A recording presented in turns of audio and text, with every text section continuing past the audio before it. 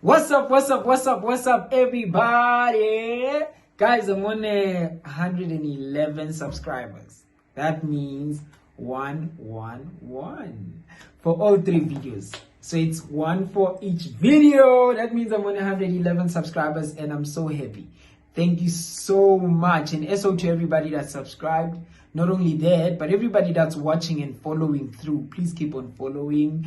Otherwise, I was gonna play on my piano and be on some kuza, but then, we're not there now. So, welcome back to my YouTube channel. And last time, not yesterday, I nearly said yesterday. Last time we were talking about a couple of tips on how to beat anxiety and depression.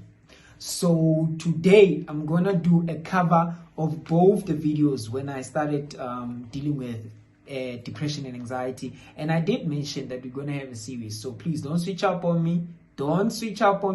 You guys know that this was gonna be a series. So on this video specifically, we're gonna be dealing with the things we did not mention.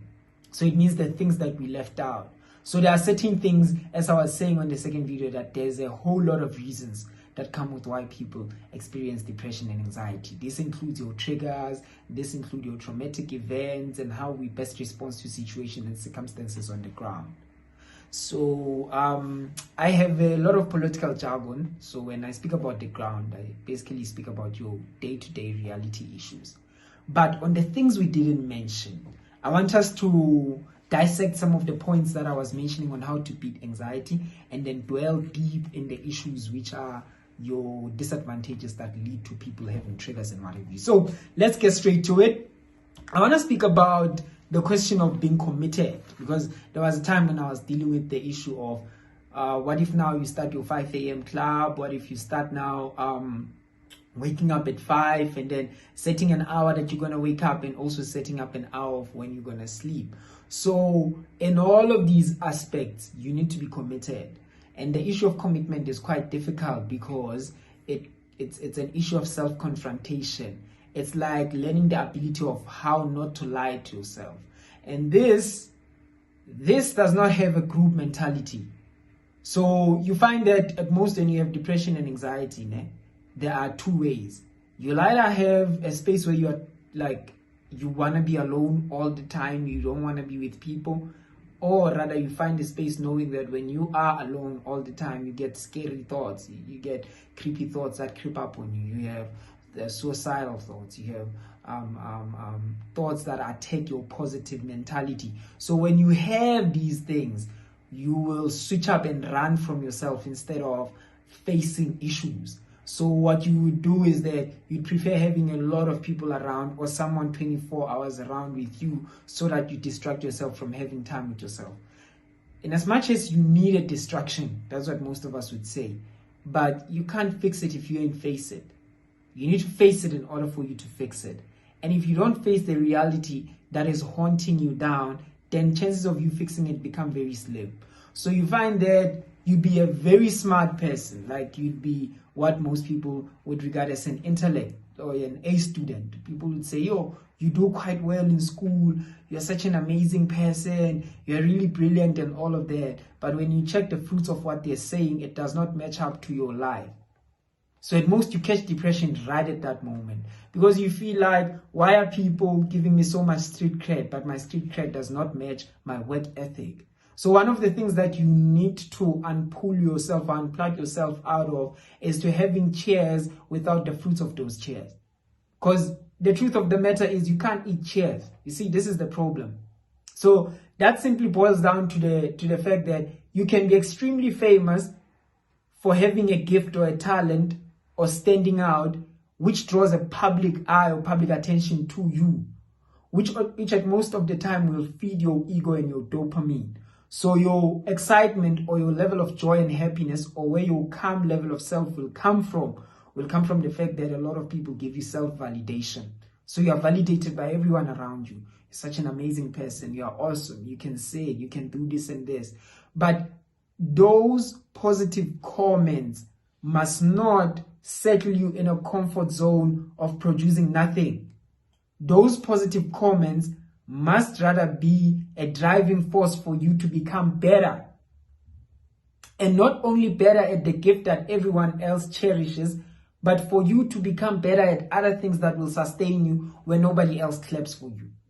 So that simply means if you are an extremely smart person and then you have anxiety or you have depression because you feel like that's all you've got, you're so smart but nothing else is moving, that simply means in the area where you are found to be exceptional, keep that area.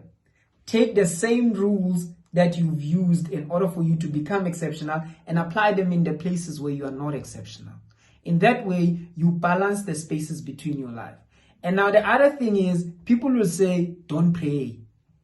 Christianity has robbed people, all this other nonsense that ultimately we'll discuss. Be patient. There will be time to discuss all of that in this channel if you stick with me. But for now, here's the thing. Someone will tell you that, yeah, Christianity is a white religion, don't. You are told by someone who's wearing a Buddha necklace. And that Buddha necklace, if you YouTube it or you Google it, you'll realize that it gives out some positive energies, so they say. And all of that. People always have a spiritual side that they are connected to. Even the so-called rich that most YouTubers and most motivational speakers that will tell you, good, the rich don't go to church, blah, blah, blah, blah. The same rich, they go for meditation. And when you check, the scripture says, meditate on these things. Most of the time, the scripture will remind you to meditate. You can't run away from self all the time. If you run away from self all the time, you catch a flu. And the flu that you catch a flu of lying to yourself. Because you will ultimately center your self-worth in a narcissistic perspective where you reject everyone else who says something negative, even if it's true, so that you find yourself in a space of people who tell you only positive things simply because you want your ego fed, but you don't want to face the reality that you're in. So in all of these things, I don't want you to think that I'm peddling a wave of positive toxicity. That's not what I'm doing. At this point in time, the least I can do is to deny the things that you face. Because guys, it gets rough. Inkomi lichapis. Vele kube nzima nje. Vele kumoshakale yonke into. Khale wonke umuntu ingakhali ngiyi-one isikhali esibaningi immediately. So I know things can get very, very hectic. They can get worse. And pessimism teaches us that if you think things can get worse, they probably can. But at the end of the day, I'm not also here to motivate you.